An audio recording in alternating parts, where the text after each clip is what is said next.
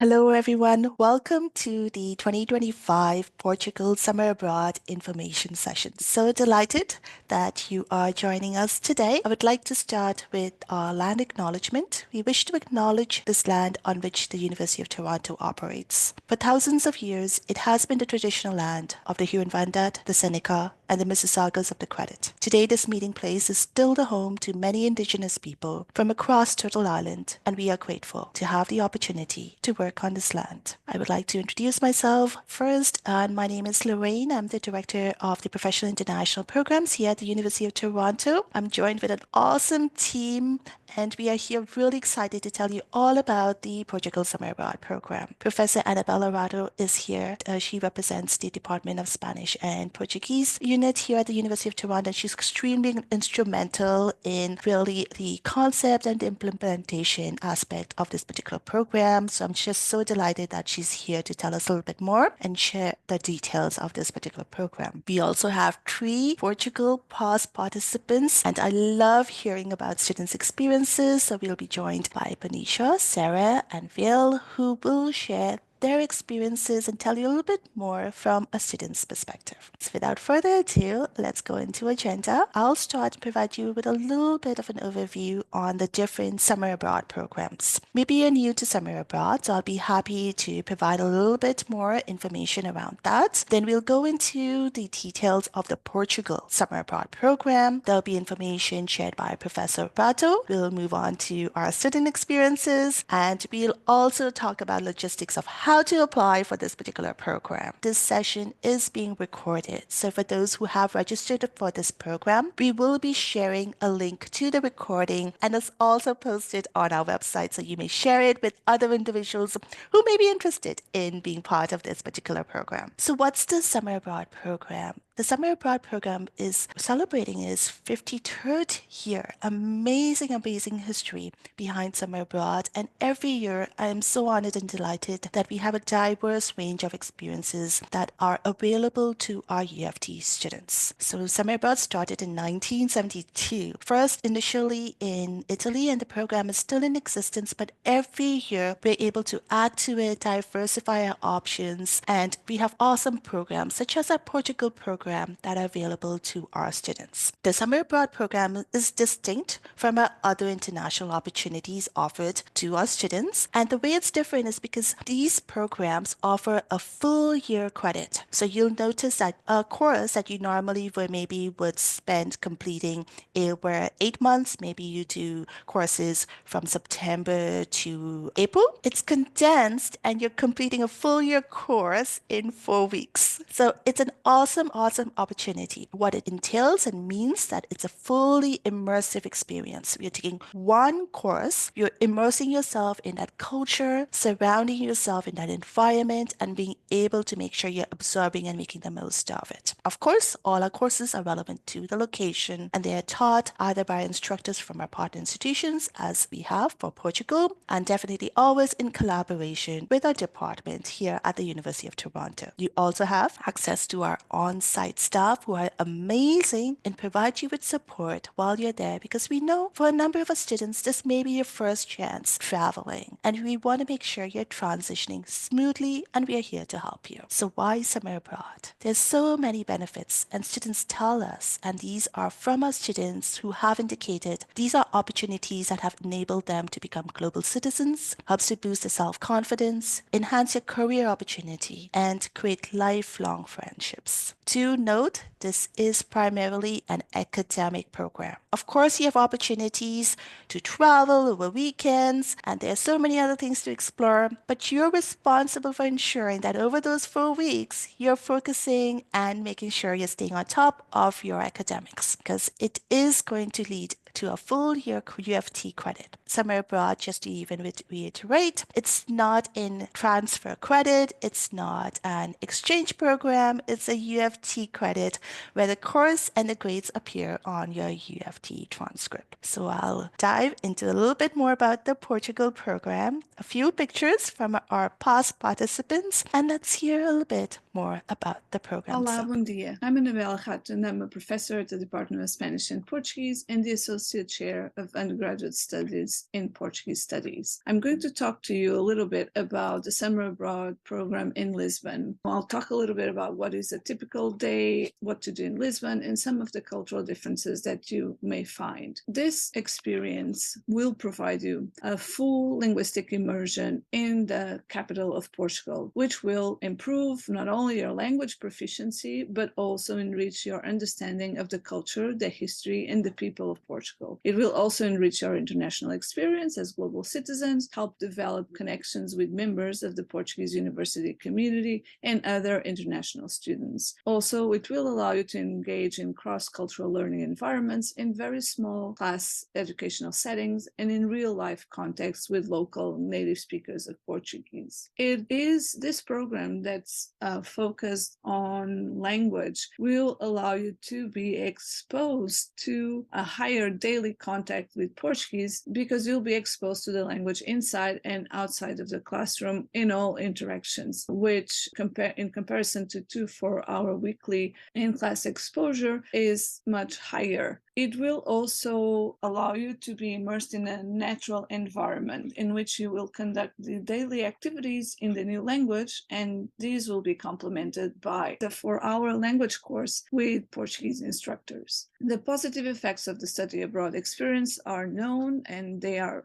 many, particularly on the language and cultural learning. However, this effect, the impact will depend on the amount and the type of language contact and your own personal choices. So my advice is take the most of the experience and try to go beyond your comfort zone and communicate in Portuguese the most you can in all interactions, from the bus driver to local citizens when you are outside the university grounds. A typical day will start with classes in the morning from 9 to 1 p.m. at the Instituto de Cultura e Língua Portuguesa, which is a teaching and research division in the Faculty of Arts of the University of Lisbon, very well known and well respected for its experience with Portuguese courses. Each course is worth 1 full year credit. As you know, you will be able to take one of 3 language levels: A2, that would correspond to a beginner level, B1 to an intermediate level, and B2 to an advanced level of Portuguese. The afternoons are used for individual study, for language lab work, some cultural events, and field trips that are optional. This is one example of a picture taken in the faculty in a party, and this is a picture from former students in Sintra, Palácio da Pena. The University of Lisbon is very well located in the center of the city of Lisbon. It has very good means of transport, either by subway or by bus. And one of the things, as in any big city, you need to be careful with pickpocketing in the public transports in particular, and carrying your backpacks. Also at the university, be careful where you put your personal belongings as well. As in any big city, you will find it's a very safe city, but you'll find this kind of potential issues. You can expect that English is spoken by local citizens, that they do have a very good level of English. The younger generations a better level than the older, but still, if you walk around, and especially in Lisbon, you'll find very easy to use English. But of course, again, take the most of the experience and try to use the Portuguese language as much as possible. Lisbon is, as you may know, a very vibrant and city that can provide different kinds of learning experiences. It's one of the oldest cities in the world, so it has many historical sites, museums, and cultural attractions. It is also one of the cheapest still and safest capital cities in Europe, so take the most of it. In July, although Lisbon enjoys a Mediterranean climate, July and August are the hottest months, so expect to have a hot weather, which is good to go to the beach also nearby Lisbon in July. The airport is very close to the city center, and the city has a good system of public transports. You can take the bus or the subway or walk to the campus. There is much to do in Lisbon, from monuments, museums, shopping, parks, nice places to do some sightseeing of the river, of the city, and the nightlife is also very lively. One of the best things about Portugal is the food and also the drinks and sweets. So do take the most of that experience too. You can also have other experiences such as visiting the typical Lisbon neighborhoods where you can listen to fado, for example, in Alfama. Again, you can also visit palaces near Lisbon, very close to Lisbon, as in Sintra, or go to the beach, which again, you can take the public transports and spend the afternoon there. Some of the cultural differences that you should expect have to do with physical distance and eye contact. In Portugal, people tend to be closer to you when speaking and when greeting you, so do expect that. Also, you can expect some physical gestures as tapping, for example, in your arm or in your shoulder. If you're friends with someone, the greetings, they have changed since the pandemic, so now it's more common for people not to kiss or immediately hug, but again, do expect more closeness. And if you are friends with Portuguese people, you probably will be facing this type of experience of kisses, or for women, or handshakes for men, and hugs. There is some flexibility in scheduling, and delays are accepted in social gatherings only, not in professional or academic environments. So being late 10 to 15 minutes is acceptable, but this has been changing too. In professional and academic environments, this is not expected or allowed anymore. Social life is very important of Portuguese, and in Lisbon in the summer in particular, one of the common things to do is go for coffee, tomar ou beber café, after lunch, in the afternoon, after dinner. So friends might invite you to do that. Drinking is allowed in public spaces as well as smoking. Smoking is not allowed in closed spaces. Eating is not allowed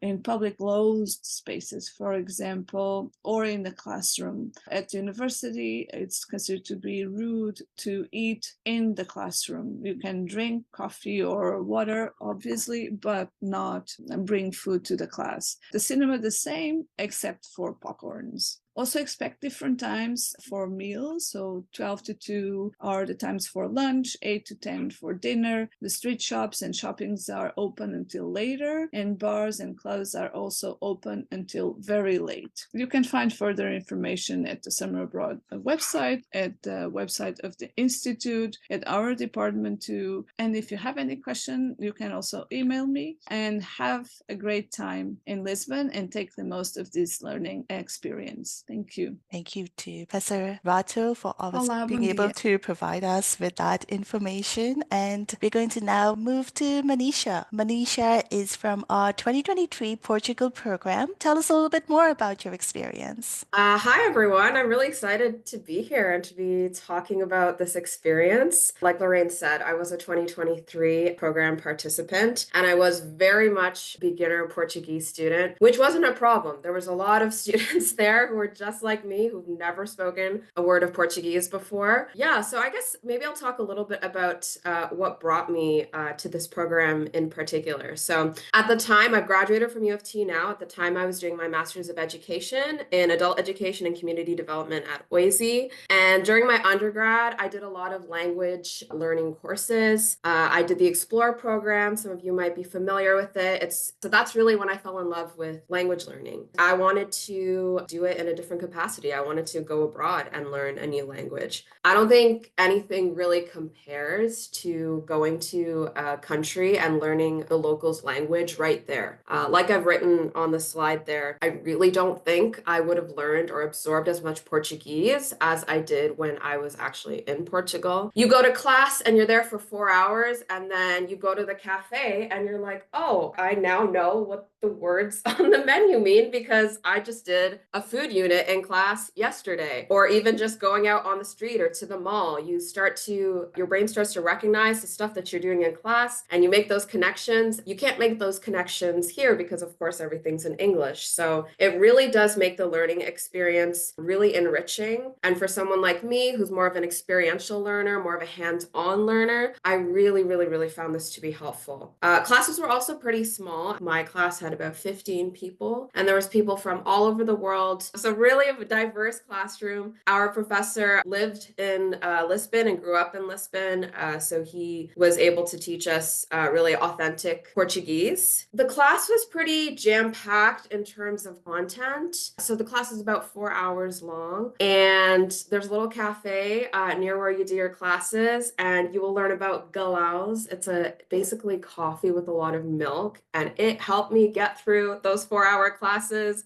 You do get a break, but it's important to just keep that in mind. It's important to stay alert and get a good night's sleep before class every day. It's great to go out and enjoy your time there, but if you're doing that every night, it can catch up to you. So it's really important to ensure you're getting your sleep so you can absorb everything that you're learning, because it does move pretty fast. Another reason I chose this experience was it was a cheaper option out of a lot of the summer abroad experiences, and I was looking for something that was a little more financially feasible. There was also the bursary that was super helpful, so that really helped me to be able to commit to this trip. That really helped me to feel comfortable about my finances when I was going abroad. So some of the highlights, probably one of the highlights of the entire trip for me, is Cabo da Roca. It's the most western point of Europe, and it's in Portugal. And I went around sunset. It was the most breathtaking view I think I've probably ever seen in my life. It was so beautiful. I got emotional. I kind of just soaked up the sun and enjoyed the view, and really beautiful. I would highly recommend. It is a bit farther from the residence, but it was so worth it. I also went to the Belém Tower, which is a bit closer to residence. I will also add that there is a little less cultural teaching in class. The emphasis is a lot on like vocabulary, grammar, and really being able to speak the language. For me, I think it's really important that when you're in a new country, that you talk to the locals and you visit some of the places that make Portugal what it is, what makes Lisbon what it is, so that you can understand the culture of the people there. Always make sure you tell someone where you're going, or go with friends. And that takes me to my next highlight, meeting so many U of T students that I wouldn't have met if I hadn't taken this experience. So it's really cool to build our network that way. And then I guess my last highlight, I was the social media correspondent for 2023, but it was a really great experience being able to make some of the content, and it helped me to kind of reflect and be more intentional about what pictures I wanted to take. And it really just helped me to be intentional and be in the moment and really take pictures and videos of things that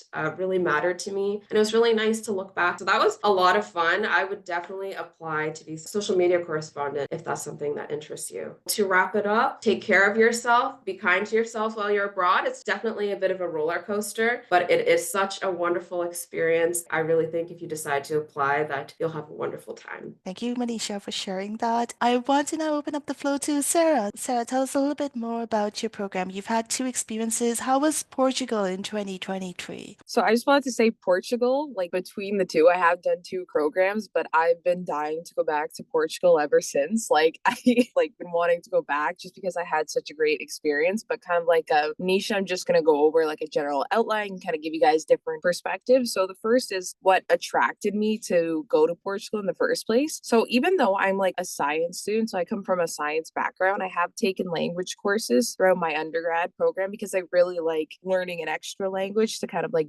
build and help myself. And so what really attracted me was the fact that I could learn a language, so get a full year credit in 4 weeks, and I could also be in that country. So that's the first thing that attracted me, because I was like, you know what? I was like, I had learned Spanish a little bit, but I was like, Portuguese is also a very big language, especially like certain parts of like Mississauga where I live. There's a lot of people in the Portuguese community. So I was like, you know what? I think it would be really good to learn that language and immerse myself in that culture. So being able to actually live in that country, learn it within the classroom, and then use it out in the community was something that really attracted me to the program. So I definitely encourage you, if you're like me and you like to touch outside of your typical like undergrad program, then I would say that is for you. And then also like it was a very reasonable price point. So for me, as I had just done Italy the year before, I loved going abroad, but I was was like I could not afford a program, Portugal itself was a lot more reasonable for the price point. I also applied for one, and based on financial need and just like you explaining, why you want to go and just really like speak from your heart. And that's what I did. And I was able to get a little bit of money to help pay for the program, which really, really helped take off some of the financial stress. Even though like program was cheaper, I promise you, it doesn't mean the experience was any worse. It was absolutely unreal, and it was worth every single penny that I spent on it. So it is absolutely unreal, and I would definitely like recommend going. Now I'm just gonna kind of move on to the overall like the classes. There was like 10 people in my class in total. It was super amazing because when we did group activities in class, so the professor would pair you up with somebody and you'd have to come up with a little dialogue, a little script, converse with that person. If you really apply yourself, and I promise you, it's so much more fun if you apply yourself, you get to know that person while also speaking in a different language. And it was really cool. Also, just coming from like, I guess, different accents as well, because people from different backgrounds, like, I'm Canadian and I was speaking with somebody who was from Turkey. So even though we're just trying to speak the same language, we both come from different accents that we're applying to the language. And I think that also gets you exposed because not everybody speaks the language the same way. So it gives you that kind of exposure. And then the professor as well, she grew up in Sintra, which is just outside of Lisbon, like professor that taught my class. So she had the true, I guess, Portuguese way of speaking. So it was really cool to actually like listen to different people speak the exact same language. Like I mentioned before, the benefit is getting a full credit within a month. So it is kind of jam-packed. It is 4-hour long classes. You get about a 20-minute break within that point. But I promise you, if you like just apply yourself, listen, like yes, it can feel lengthy at some times, but your active participation will make things so much more fun. You laugh with your class, you like read. It's okay to make mistakes. Sometimes I pronounce the word completely wrong, but everybody was so supportive. The professor, nicely corrected you, and just she gives you pointers, or like the professors will always give you pointers on how you can best improve and read stuff out. Another highlight, I guess, outside of class is just using the skills you've learned outside of the classroom, even within the university campus. Like there was a little cafe that I went to every morning on every single break. As I got further into the program, I was able to order everything and speak to the cafe guys in complete Portuguese, and they honestly got to know you. Even though they saw so many students in a day, it got to the point where I would walk in and they would know exactly what I was going to order. They're like a galão and a pastel de nata, the traditional Portuguese tart. So it was really cool how like they got to know you, and we built a connection. And it was really sad to say bye to them. I'm sure if I go back, if it's the same people, we would recognize each other right away. So building that connection with people, and they really appreciated the fact that we would try and use Portuguese, because at the end of the day, we are in their country, and I think it's important to kind of adjust to their cultures and their language. So that was something I really liked. I'm going to move on and talk about the residency a little bit. I'm living at home in my undergrad, and so I was like, I'd never been in a residence before other than the one in Italy, but I just want to say this residence was honestly very reasonable. I had a fantastic roommate that just happened to be out of sheer luck that we were paired up together, but her and I joke, I said this last time, we were on the exact same wavelength. So it was absolutely amazing to be paired up with her. The accommodations, it was 2 per room. It was a pretty, I guess, reasonable and spacious room. We each had our own like closet, our own desk, and beds, but at the end of the day, you're not going to be in your room much for other than like sleeping and chilling out. So the actual room itself was very reasonable. The bathrooms they weren't in the room, but they were really close by. There was a few showers and bathrooms on every single floor, and then every floor also had a little kitchen as well. So if you are the kind of person who likes to grocery shop and cook your own meals, then you could make your own meals at the residence as well. So a lot of us kept like breakfast supplies. Then we did dinner there as well. So the actual accommodation itself, if you're worried, there was no air conditioning. However, Lisbon cools down very nicely at night. There's a nice breeze. So if you just open up your window, I promise you, as somebody who's used to air conditioning, you didn't need air conditioning. It cooled off beautifully at night. At least the accommodation, it was very nice. And they did have somebody who came and cleaned the bathrooms every other day or something. So it is very clean, and it is very nice accommodation for where you are. Another bonus is the residence was not very far from the actual campus. I ended up getting like a transit pass as well, and or 7-minute walk to the actual subway station, then like 3 minutes on the actual subway, and you got off at the university campus. So it was just a 10-minute travel in the morning, which was absolutely amazing. Super close to the actual campus, and the subway system was very easy to use. One thing is just like the overall like living in Portugal. So there is so much to see within within Portugal itself, especially within Lisbon. Many of the other like students in the U of T program, a lot of us did beach days that we went to. So after class, we'd all be like, hey guys,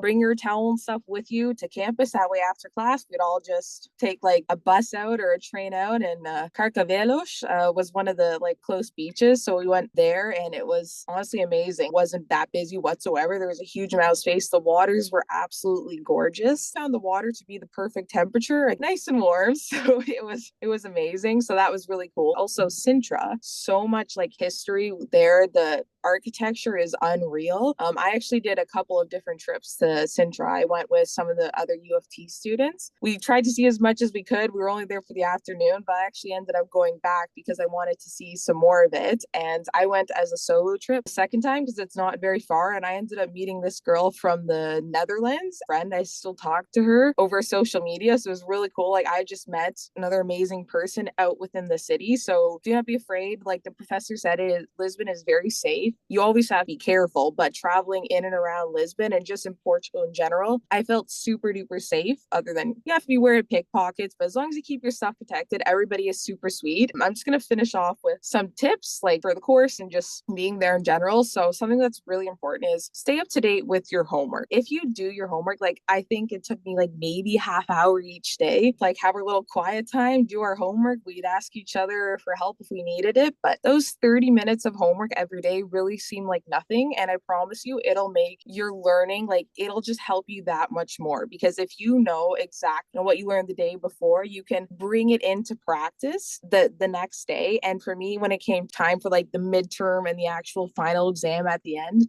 I didn't have to do a whole lot of cramming and studying because I kept up to date with my homework and I made sure to apply and like actively use it within the community. So that is very, very crucial. Like I promise you, staying up to date with your homework is very easy to do. Thank you. We also have Phil. Phil, so you were part of the 2024 Portugal Summer Abroad program. Let us know how your summer abroad went in Portugal. I chose Lisbon, honestly, because I've always wanted to go to Lisbon mostly. Like, it wasn't as much about the language, though I love languages. Like, I study Italian at the university and I studied French before. So it was definitely like the Romance languages. There was foundation there, which helps with especially like verb conjugations and things. I chose it partly because it was the month that I was available in the summer. I had work kind of lined up in the other months. And I'm so glad I did because I actually loved Portuguese. It was so much fun to learn. And Lisbon is such an amazing city, as the other two, Anisha and Sarah, have been saying. I'm going to try and like just speed through this. I was definitely nervous for a few reasons, one of which is that I'm a mature student. So I was a little nervous about like being the old one in the residence, especially. I will say going to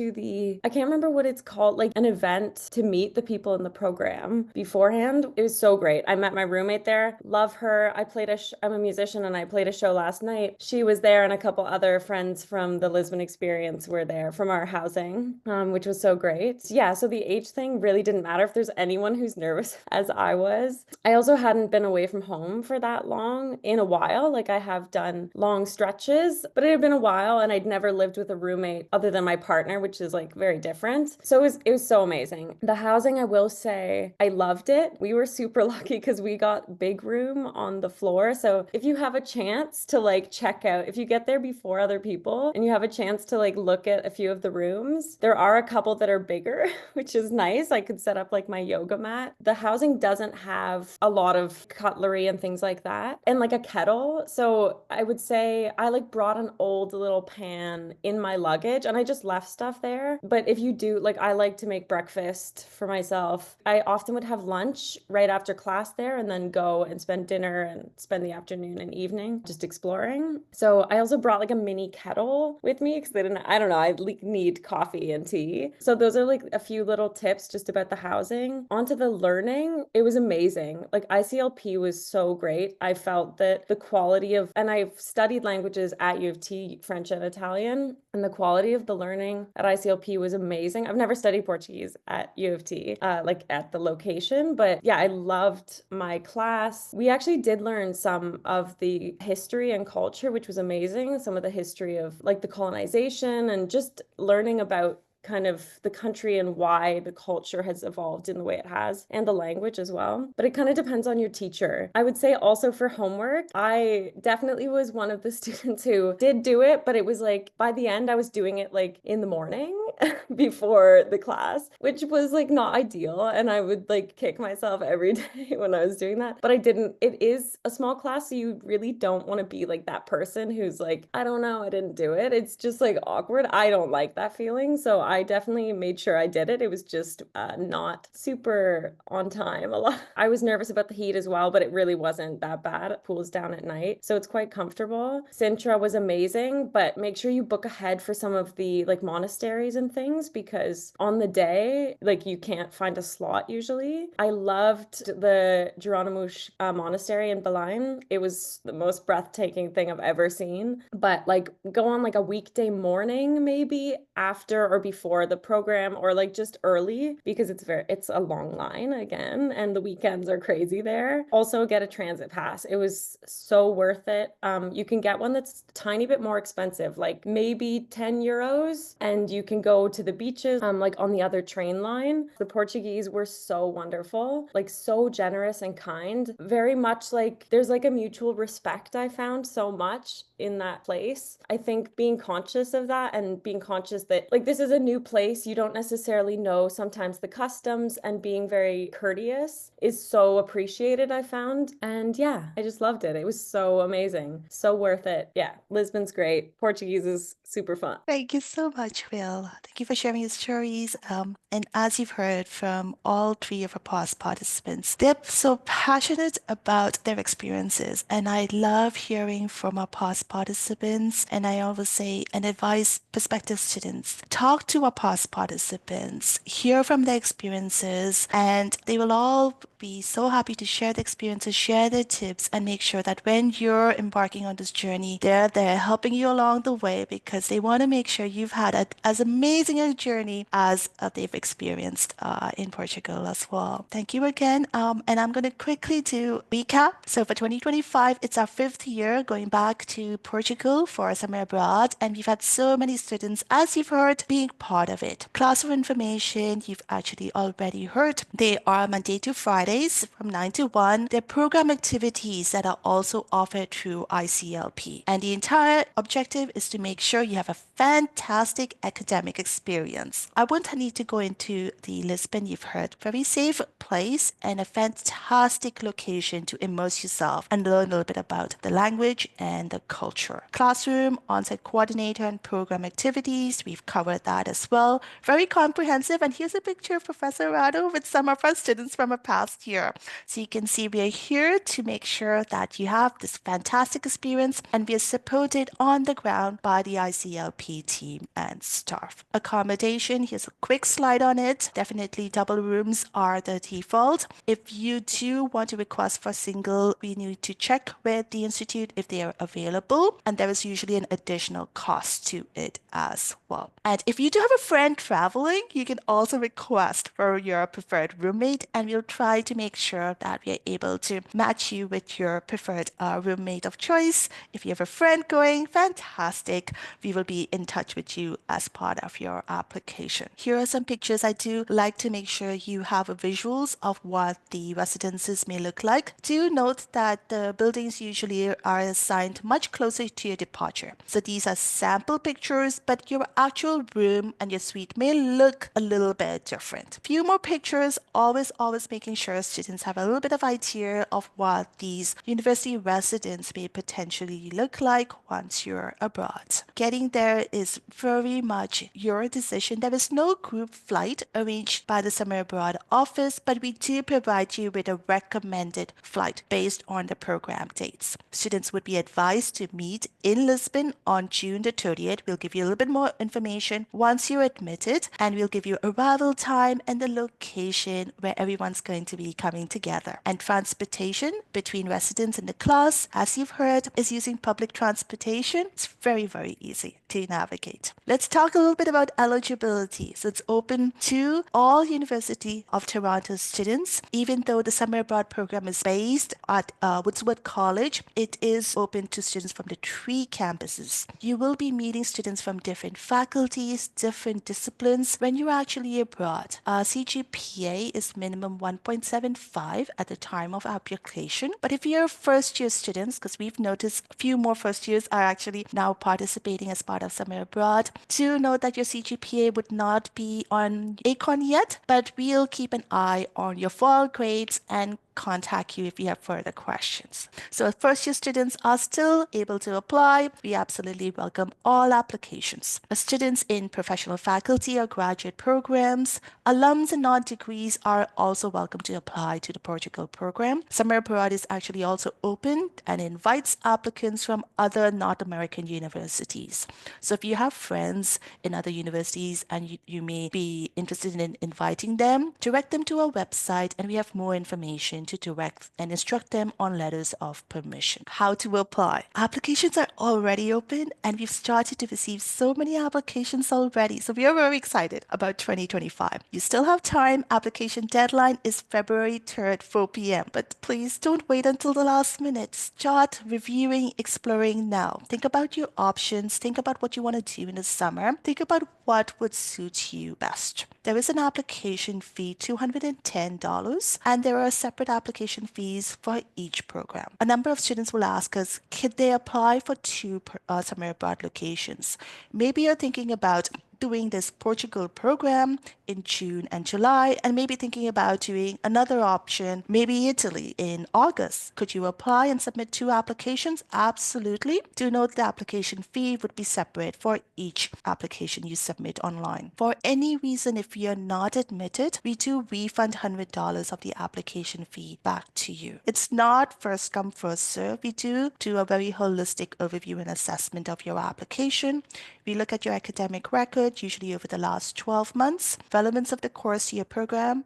We essentially want to know and hear from you in your personal statement. Why are you interested in going to Portugal? How does this align with your personal, professional, or just overall academic goals? And as long as you're clear about that, we are usually very happy to support your application. There is a new for 2024, an online recorded video component. It's very straightforward. It gives you an opportunity to verbally let us know a little bit more about yourself, and we've loved hearing from most students who are happy to share in just usually a minute why they're interested in being part of summer abroad. So application portal is on our website. If you go on the top right corner, there's a login button. Once you log in, this is what the application will look like. And it really is self-explanatory. Step 1, step 2, step 3. Once you've submitted your application, paid your application fee, decisions will be sent out between late February to early March. We will make sure all students are notified. And of course, if you're accepted, you're sent an admission offer by email. You'll have 1 week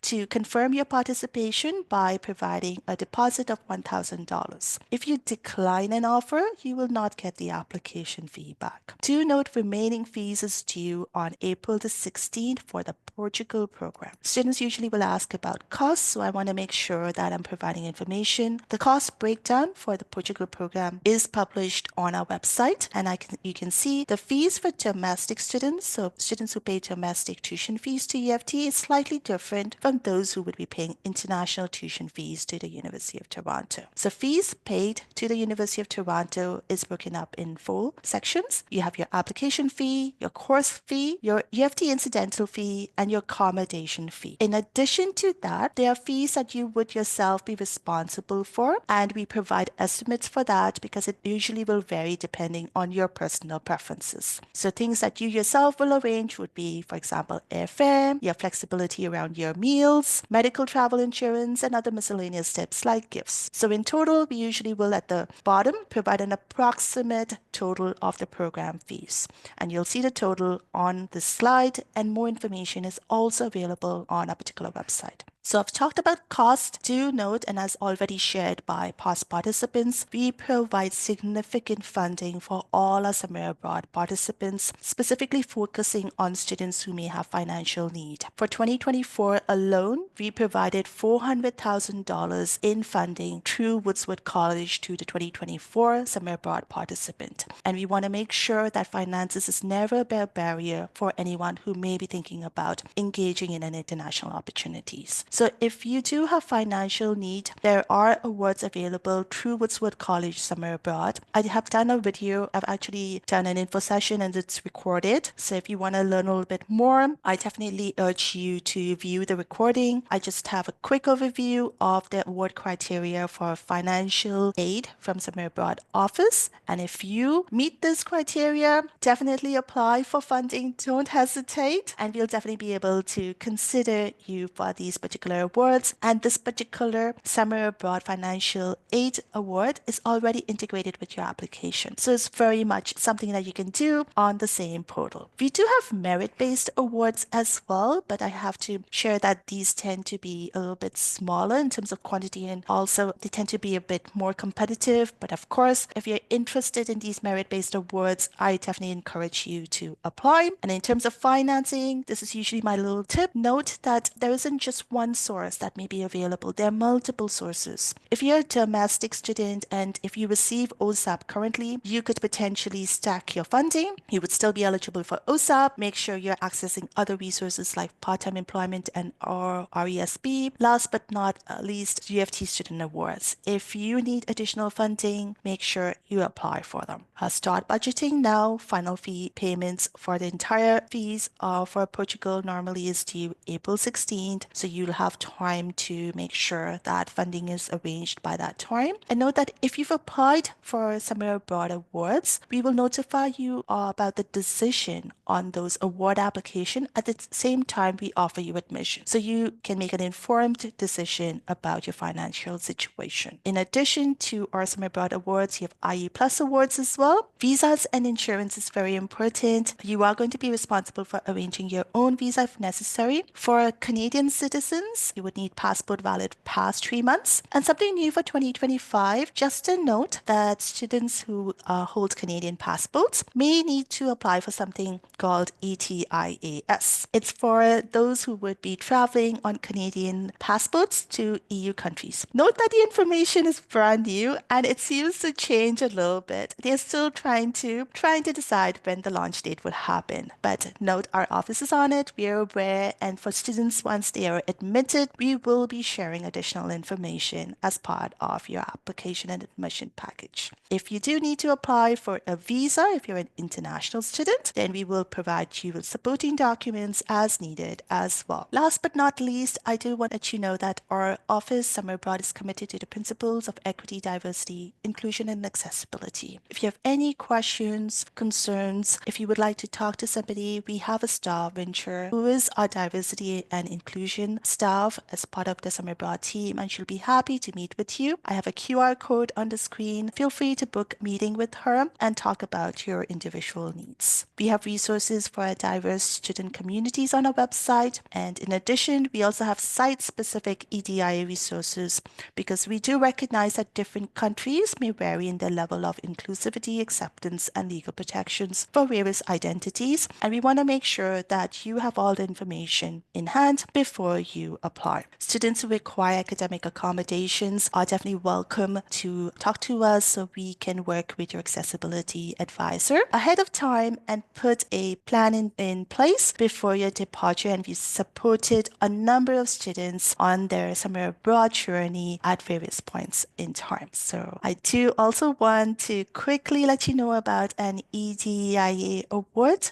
Our office is extremely proud that we put this together 2 years ago, and we are going to be offering it again. It's to recognize our amazing participants who have really done significant contributions to the advancement of equity, diversity, and inclusion. So every year we grant 4 awards specifically on EDIA contributions, and each of these are valued at $5,000. So if you've maybe started a specific initiative that helps to promote EDIA, let us know on our application and we would love to recognize you. Here is our Summer Abroad 2025 timeline. So just quickly, our applications are live. You have until February 3rd to apply, but don't leave it until the end. Try to get it out right now. And once you're admitted, we will send you notifications via email, and you have 1 week to pay deposits, and then we walk you through the pre-departures and make sure you're connected with other students who are going to be on the Portugal program. Here are contacts. If you haven't done so, follow us on Instagram. It'll be really good for you to have a little bit of visual perspectives on the wonderful, wonderful stories from our past participants. And on that note, I am going to conclude the Summer Abroad Portugal information session. Again, a huge shout out to our wonderful, wonderful past participants. I can't thank you enough.